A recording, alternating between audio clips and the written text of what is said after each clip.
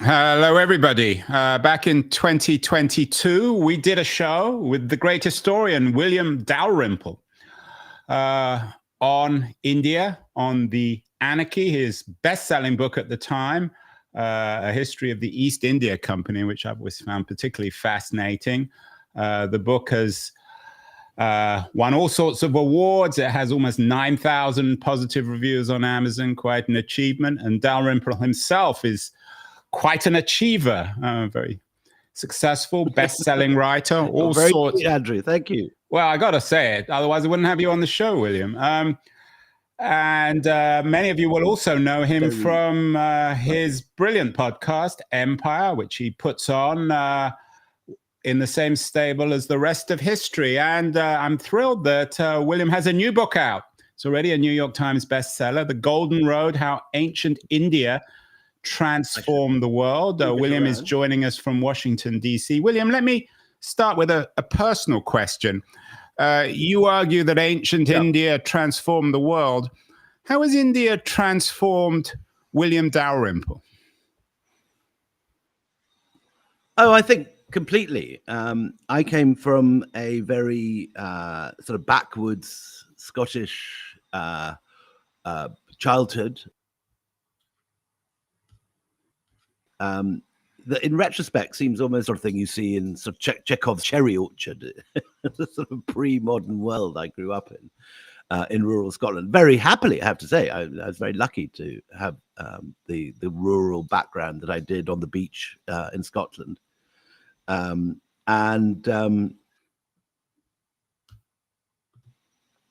a whole series of accidents, I was always interested in the Middle East, Iraq, and dig there. But anyway, Saddam Hussein closed down the British School of Archaeology, saying it was a nest of British spies, which it probably was, and which I it probably wasn't before I got there.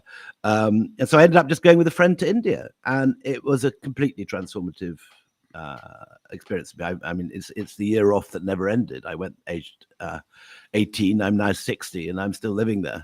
I'm very much writing and talking and looking at the same sort of thing I was when I was 18, which is the extraordinarily rich history of ancient India, which has been a lifetime study for me, and I still haven't sort of tackled even the quarter of it. There's so much there, and actually so little that's written in a accessible way in English, and so it's been a lifetime obsession, trying to make this better known and get it out there. You're also the co-founder of the Jaipur Literary Festival, which I've always thought if I interview enough times, maybe you'll invite me one year. You should come, Andrew, definitely. I've got you on tape now, William. You can't get out of it. Yeah. How are you viewed in India? You're currently in the US, in Britain, as a kind of treasure. How do they? I know it's a generalization, but are you a complicated figure from the perspective of India? This British aristocrat who reinvents themselves in India and then makes a glittering career around telling the Indian story? Well, it should be complicated, and the way you express it makes it sound as if it is complicated. But I have to say, I have had a most blissful 40 years living in India, and this book, The Golden Road, has been, well, it was until about 3 weeks ago, the #1 bestseller for over 6 months on the Indian bestseller list, which I've never had before. And so, no, I mean, it's a much more full-on thing in India than anywhere else in the world. I mean, it's the only place in the world where I'm recognized in public, and people will come up to me in airports and stuff. So no, that's where I've made my life, and that's where my books are most widely read. And I think I'm probably the best-selling historian in India. And of course, I'm a Brit from the former colonial power, living in a country that was brutalized and looted by the British for 300-400 years, and much of its wealth siphoned off for much of that time. And so, inevitably there will be people who will regard me with suspicion, and I'm kind of, in some cases, guilty until proved innocent. But particularly this book, I have to say, which is my first book about ancient India in the kind of pre-Islamic era, is one that's gone down particularly well in India. In a sense, it tells the Indians what they want to hear, so it's not surprising it's done well. And what do they want to hear then? What do Indians want to hear? I mean, this book, and why have they found what they wanted to hear in your new book, The Golden Road? Well, there is a entirely justifiable perception in India that India was one of the great civilizations of the world, up there with ancient Greece, ancient Egypt, ancient China, and that in the course of the last 1,000 years, India lost its way, that it was conquered first by a succession of Central Asian warlords, and then by the British, and that India today, in that perception, is recovering from what the Prime Minister calls 1,000 years of slavery. And I wouldn't accept that at all, because I think the Mughal Empire was a far more indigenized empire than is made out in that Hindu nationalist narrative that I just sort of outlined. The Mughals allied with the Raj generals of the Mughal armies that were thundering around India, conquering everything. So I certainly wouldn't agree with that. But what this book does is that it recreates and talks about the greatness of ancient India, which, you know, it is an extraordinary thing that in the 21st century we know a little about ancient Egypt. You know, names like Cleopatra and Ramesses II are very widely known in the West. Likewise, thanks to the narrative of the Silk Road, we have quite a good idea of ancient China as a major economic hub, with caravans, you know, full of silks and spices crossing the Pamirs and swaying over the sand dunes of the Gobi Desert and all that sort of stuff. But somewhere in the mix, the greatness of ancient India, which I argue in this book is absolutely the equal of any of those, is not known. And just to give you one example, anyone listening to this show is probably likely to have heard about Archimedes in his bath shouting Eureka by the age of 7 or 8. Pythagoras and his theorem maybe by 10. And that is sort of universal human knowledge now, certainly in the Anglosphere, and really over quite a lot of the world. Now, there are in India absolutely equivalent figures who've done, in a sense, greater things for us today than either Archimedes or Pythagoras.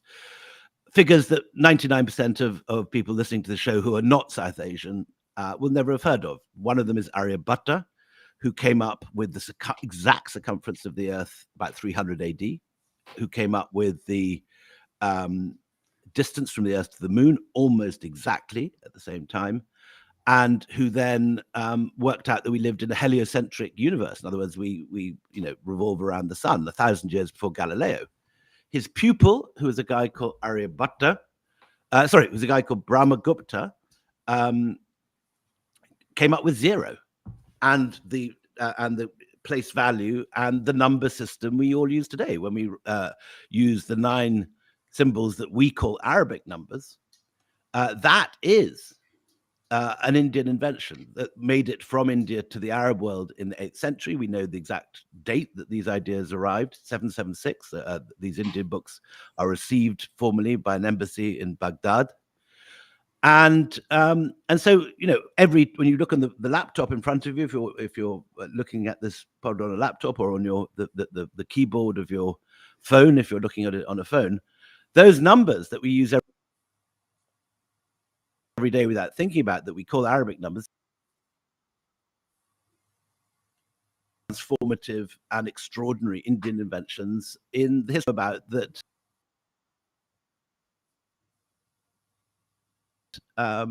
We don't associate it with India, and we don't know that India had this influence on our life. With this world phone numbers, my number is XVCCM, or trying to do long multiplication with those numbers, which is a much more difficult thing.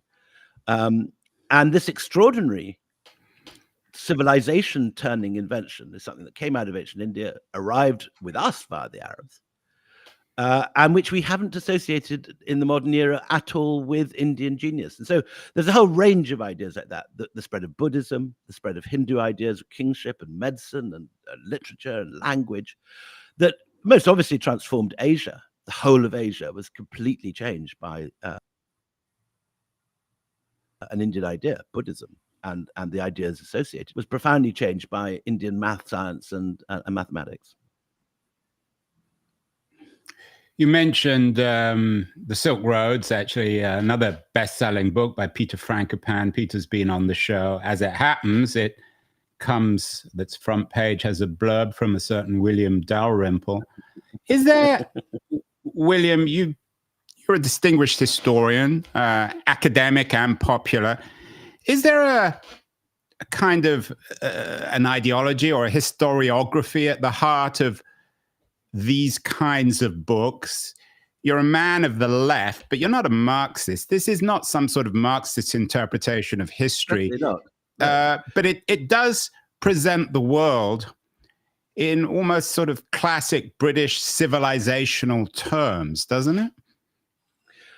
Well, first of all, about Peter. Peter is a very close friend, and this book very much came through conversations with Peter on 3 or 4 continents over many years, and I loved his book. But I also found that it omitted India by and large, not completely, but very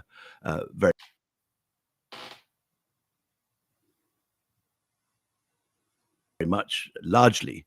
And he focuses, and he also talks about the Silk Road. Now, I had always assumed when I was growing up that the Silk Road was this sort of ancient idea that's in all the classical sources and so on. Bullshit.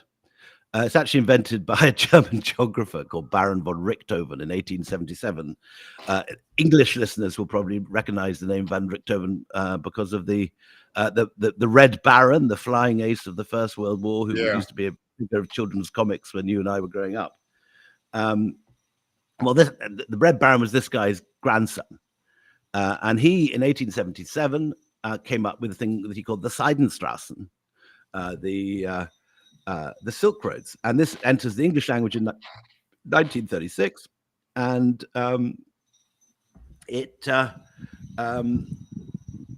doesn't really have much traction until as late as the 1980s, when I'm at college and you get a show at the Met in New York, which I'm sitting opposite today and I'm speaking at later today. And you get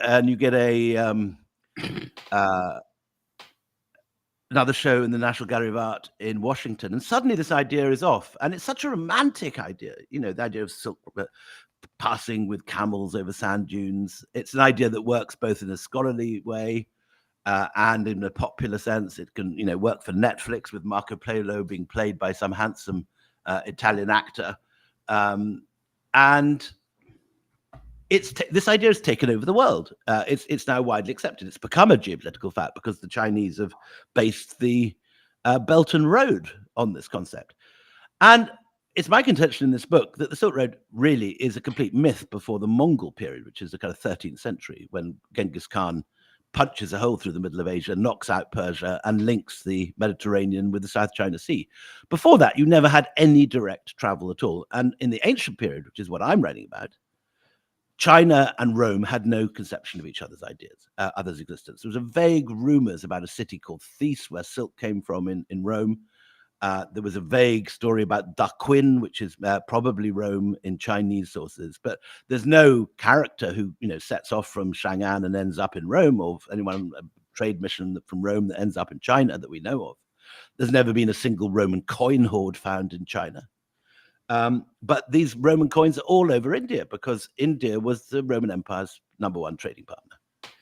And this is an extraordinary omission, because we have in the classical sources Pliny saying very clearly that India is the drain of all the precious metals in the world, by which he means that India, it's rather a Trumpian concept that all the wealth of the West is flowing off eastwards to India. And the Romans do put up 30% tariffs at the Red Sea ports where Indian goods are coming in. There's 2 big ports. It's called Berenike and Myos Hormos.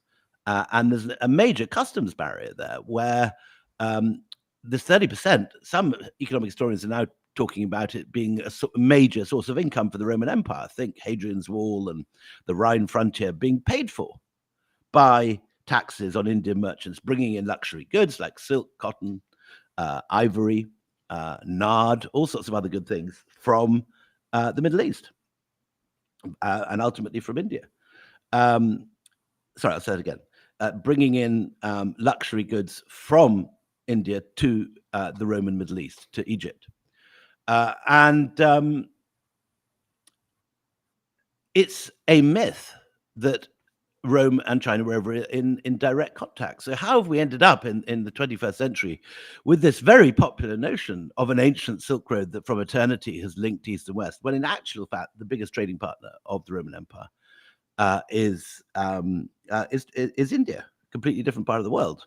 And not only was Rome trading with India, according to Strabo, there were fleets of 250 vessels leaving the Red Sea in enormous flotillas and heading with the monsoon winds all the way to India.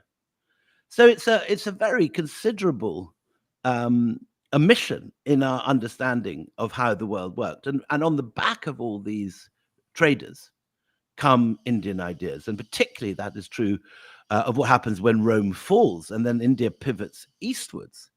And you have all these Indian sailors sailing to Southeast Asia. And at that point, you have Hinduism, Buddhism, Indian dance, literature, art, and architecture, all strongly becoming the basis for the architecture of Southeast Asia and the literature of Southeast Asia and the language of Southeast Asia.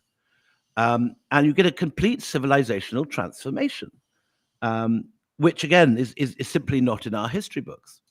So I'm asking for a substantial rethink about the place of India in the world. I'm saying that the Silk Road didn't really exist until the later Middle Ages, that the main focus of East-West trade is not China and Rome, but India and Rome, and it wasn't overland, but by the monsoon sea routes. So that's your polite way of saying that Peter Frankopan was wrong and you were right.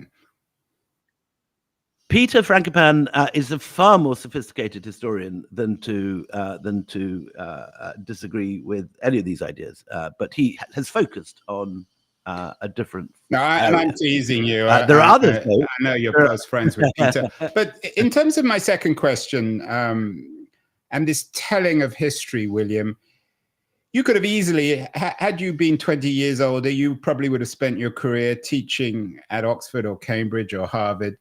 You've become a popular historian, a very successful popular historian. The book, as you said, has been a bestseller in India for months. It's already on the New York Times bestseller list. Your podcast does incredibly well, has tens of thousands of viewers a day. Is this the kind of history that people want to hear? I'm sure you had contemporaries, undergraduate contemporaries, who were locked in some academic position writing obscure treatises which about five people read. You've chosen, excusing, yours is more of a golden road, certainly, than the traditional academic one. Why do people want to read these histories? Is it because they're true, or because they're a little bit more dramatic or more interesting or richer? So I regard myself not as a popular historian, but someone that. And I don't mean that in a patronizing or critical way. No. I mean it in a complimentary manner.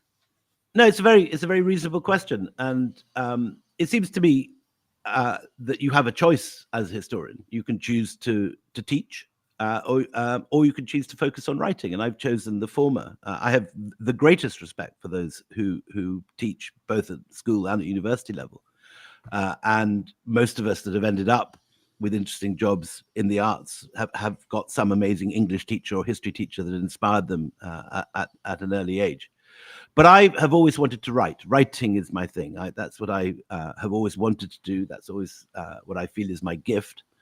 I enjoy my podcast, but I wouldn't regard it as the thing I want to be remembered for, or actually what my main talent lies in. And I remember having a conversation with my hero, the great Crusader historian, Sir Stephen Runce.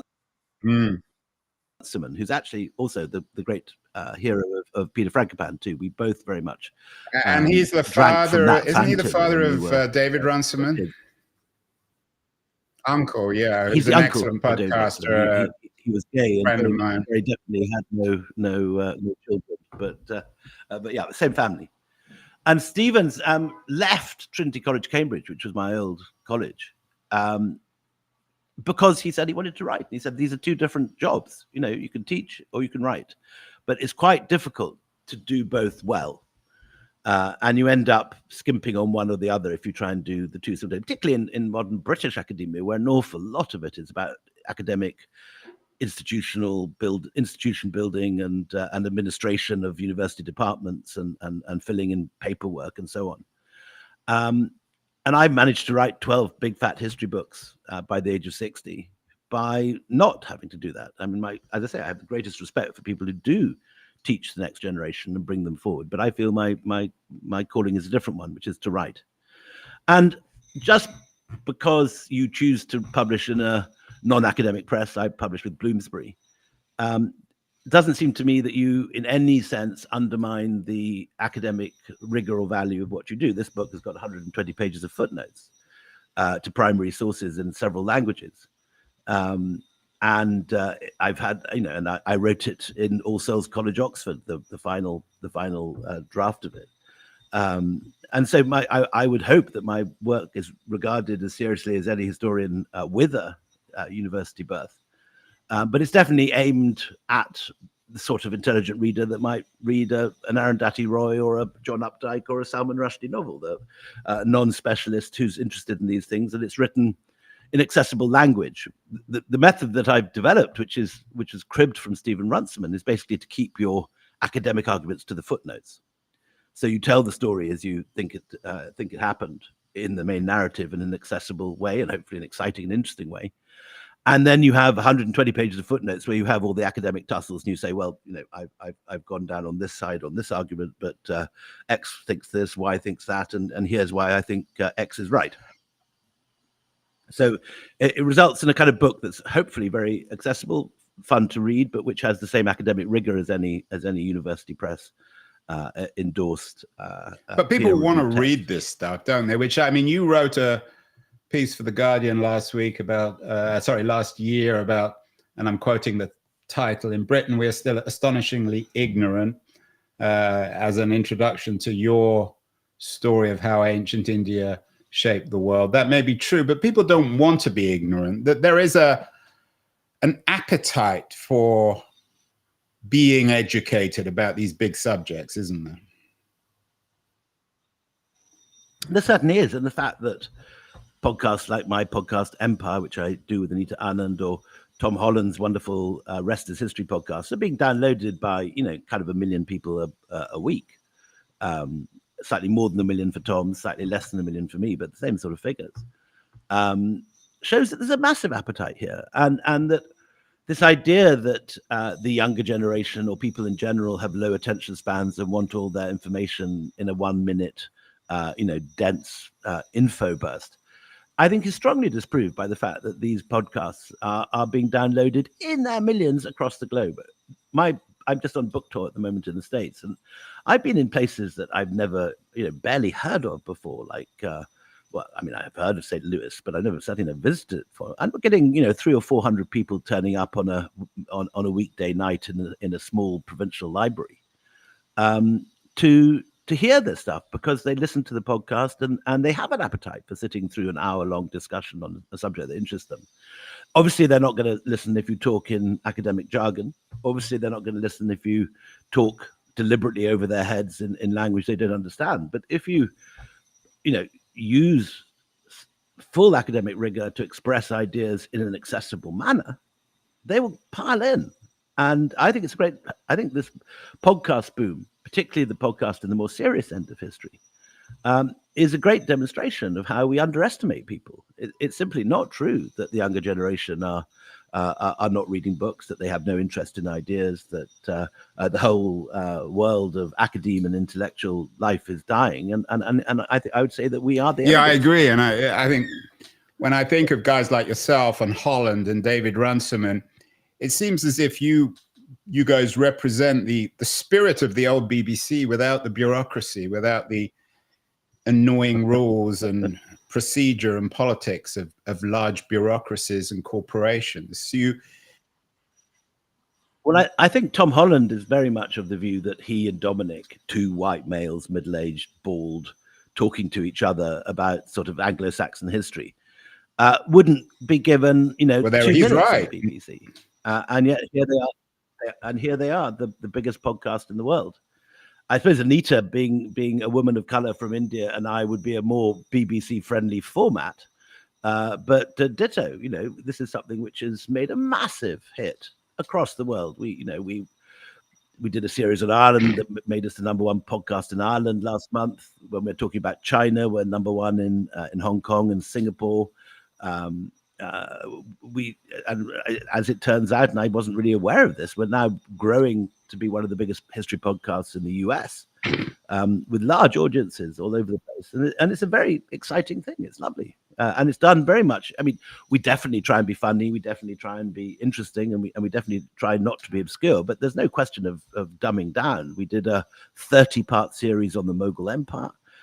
We did an equally large series on the Ottomans, and tackling tricky subjects which a mainstream broadcaster would be loath to touch, such as the expulsion of the Palestinians from what became Israel in 1948, the Armenian genocide in 1917. Podcasts allow you to tackle subjects which often mainstream broadcasters are nervous of doing, and I think, as you say, you're doing a tour, a victory tour of the United States. You're in St. Louis. You've got 400 people. What's your take? I know you're not an expert on the US, but you've been here for 2 weeks. You've been in DC, Houston, Dallas, St. Louis, Boston. You're currently in New York. What's your take, William? And I know you're not an expert, but I'm actually, that's the point of the question. As an intelligent tourist, the guy who obviously knows a lot about the world, is it quite as dire in your view as some people are presenting things? I mean, you're a man of the left, so you're obviously no fan of MAGA or Donald Trump. Exactly. So no, I arrived here half expecting to be shut out, because there's kind of hysterical coverage in the West about people who tweeted in favor of Gaza or show any interest in. And you're not shy on Gaza. I'm not outspoken on that front. I'm very outspoken about that. I spent a lot of time in the West Bank, and I know a lot of people in Israel and Palestine, and I'm very strongly for a two-state solution, and think that this idea of turning Gaza into a holiday resort for the rich of the region is a terrible idea, as any ethnic cleansing is anywhere in the world. So yes, I'm very outspoken about that, and I'd half expected from watching the news coverage that on arrival at the border there'd be some guy at Homeland Security saying, "We've seen your tweets, go home." Far from it. It walked in, and I had the shortest immigration queue I've ever had at Dulles, and a very friendly guy sitting beside the computer. I've spoken. I mean, I think inevitably on a book tour, you are in a liberal bubble, and the kind of people who are turning up are middle class, upper middle class liberals and intellectuals who read books. My audiences have a heavy South Asian weighting because I'm writing about ancient India. I mean, the place that you felt very strongly the shadow of MAGA was Washington, where I bumped into many people who just lost their jobs. Yeah, I mean, you've done stuff at Brookings, at Carnegie, so you've been in all the think tanks. Yeah, and there is a real feeling of fear in Washington. I think people are very shaken up. I mean, I'm staying in a Republican household here in New York, and I've just had a breakfast discussion with two close friends who voted Trump and view this as a necessary shakeup. So I'm certainly coming away less appalled and less terrified than I was from the view outside the country. I mean, life, as so often anywhere in the world, just goes on. And much is not changed. But I'm not a fan of this government in the slightest. And I think it's very foolhardy of America to throw away alliances that have been built up with years of diplomacy. And I think America is losing a lot of goodwill among friends and supporters at a time when China is rising and there are options in the world. You don't have to be part of the American team anymore. There are many other ways of using your diplomatic choices than there used to be. And I think that America is losing a lot of soft power by cutting away things like USAID and Voice of America. It seems to me a very foolish turn that America has taken, but I'm not an American, and I'm sure America will draw its own conclusions as the markets tumble and friends begin to look on America with more and more suspicion and regard it as less and less a reliable ally, or indeed the dollar as a reliable currency. So, no, I'm a lefty. I'm not going to enjoy MAGA, obviously. But I don't think it's the end of the world. I think America will continue, and it'll still be certainly one of the three big economies by the end of the decade. The question is which is the order will be. Is it going to be China at the top? Is it going to be America? Or conceivably, could it be India, which is going to overtake? It's now currently the fifth biggest economy in the world. It overtook Britain a couple of years ago. It's going to overtake Japan and Germany in the next decade. And I think America needs to wake up to the fact that not only is it the only game in town, but the world is swinging back to the way the world has always been up until a couple of centuries ago, which is sort of 70 or 80% of the world's GDP coming out of Asia. Of course, that's the story in some ways of the Golden Road. What does that and the anarchy in a different way? Because the anarchy is about the East India Company, who were the first European attempt really to do the opposite, to transfer the wealth of Asia to Europe, and the way that the East India Company, which was a multinational corporation, it was the world's first great multinational corporation, and that went out of its way to transfer the wealth of India into European pockets. When you walk around large country houses owned by the National Trust often now, and go and take tea at some large house where you could imagine Colin Firth swimming through the lake in his breeches and emerging to court some lady in a bonnet. Quite often, those houses turn out to have been built by East India Company merchants who did terrible things in India and basically stole the wealth of India and brought it back to the home counties. But what we're seeing now in the world is the rebalancing of the world after that era of colonialism. It's now 77 years, I think, since India gained independence, and very soon it'll be back to the position it was before Robert Clive fought the Battle of Plassey. Yeah, it always strikes me that John Stuart Mill worked for the East India Company. I don't know what that tells us about the history of liberalism.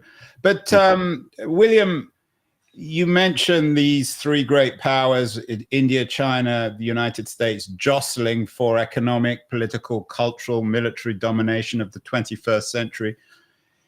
If Modi and Trump and Xi read the Golden Road, I'm sure Modi has, I don't suppose Trump or Xi have, what would they learn from ancient India about transforming the world, about dominating this new Asia-centric global world of the 21st century? Well, the striking lesson, in a sense, of the Golden Road is that India's power in antiquity and its transformative effect on all the countries around it, including the West, took place entirely peacefully. Unlike the story of the spread of Christianity to Latin America in the 16th century, or unlike the story of the spread of Islam across Persia and India in the 7th and 8th centuries, 9th centuries, the spread of Buddhism, the spread of Hinduism, and the spread of Indian ideas took place without the jackboot, without the sword, without the spear. It's an empire of the spirit. And that is a rare thing in human history, but it's not unique. And I think it shows. Joseph Nye, who invented the term soft power, died only this week. Yeah. But it shows, I think, the story of India is a very good example of how countries can act as catalysts for change without invading each other, without using threats and brutality and force to spread their ideas. I mean, I don't want to give the impression that ancient India was some sort of Eden. There was wars and bloodshed and massacres in India aplenty, as there have been in every period of human history.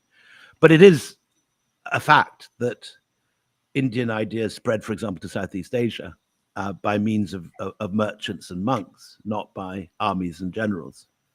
And it's a very interesting example of how ideas, through their very sophistication, can transform whole regions in a way that we sometimes forget. Finally, William, I want you to get back to your MAGA hosts in New York. The Wall Street Journal review, which all your reviews have been, as always, outstanding, talks about India at history's center. India is back the center this week and the last few days in this new conflict between India and Pakistan. You're not a geostrategic thinker, but should we be concerned about this in your view? You live in India, you're familiar with the ethnic military conflict between Pakistan and India. Is this something that reflects the new disorder in the world, to borrow the title of another popular podcast? I'm certainly extremely anxious about it. There is an unsolved border dispute that has been smoldering on and off into warfare between India and Pakistan over the region of Kashmir for 75 years. When my father was a kid, he got caught up in the first outbreak of that conflict when Pakistani irregulars, and so by that I mean sort of tribesmen armed by the Pakistan army but not recognized by them, crossed the border into a place called Baramulla, where they then ran amok and raped nuns and did all sorts of horrors. And ever since then, Pakistan, which is obviously much smaller than India and much less rich, has utilized irregular troops, which some people would call militants, some people would call terrorists, to cause chaos in Indian Kashmir. And this is what caused the first outbreak of this violence. There was a massacre in Kashmir at Pahalgam. 26 tourists were killed. They were first asked their faith. Muslims were sent away, and the Hindus were shot. And this was very much a deliberate move, apparently, by the Pakistan army establishment to a cry for attention, I think, because Pakistan has felt that it's been sort of left out of the mainstream under Trump. It used to be a crucial American ally when everyone was fighting in Afghanistan, but they've been slightly left to one side in the latest rounds. And my view on this, and this is one that many people in India and Pakistan might disagree with, but my view is that the Pakistan army is the principal problem here. It has chosen to use irregular troops, militants, terrorists, call them what you like, to solve it as its cat's paw for poking India for 77 years now. And this happened in 1947. It's happening today in 2025. And it's not as if India has been a complete angel in this story. There's been a great deal of repression in Kashmir the last 20, 30 years. There's been a very rough military rule for some of that time. A lot of Indian troops have been stationed, Pakistani boys rounded up, often tortured. And so neither side have behaved particularly well. And it's the Kashmiris at the end of the day who are getting it in the neck as you have shelling both ways over the border, as both these very proud countries flex their muscles. It's not good news. And the latest head of the Pakistan army does not sound a benign character. He is, I think he has behaved very unwisely, to put it very mildly. If he did authorize this Pahalgam attack, it seems not only immoral and an act of terrorism, but also extremely geopolitically foolhardy to kickstart this thing again. It could easily run. I mean, both India and Pakistan have nuclear weapons. This could run wildly out of control, and it certainly is a cause for deep concern.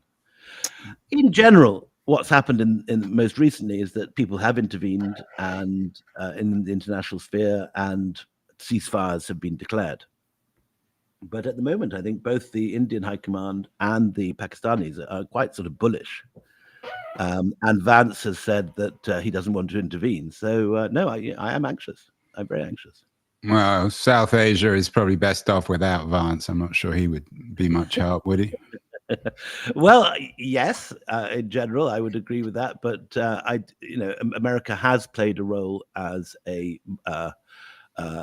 trusted interlocutor in the past, and it would be a shame if they allowed this to spiral into a very serious conflict with land armies and all the rest of it, and possible nuclear weapons if it could be avoided.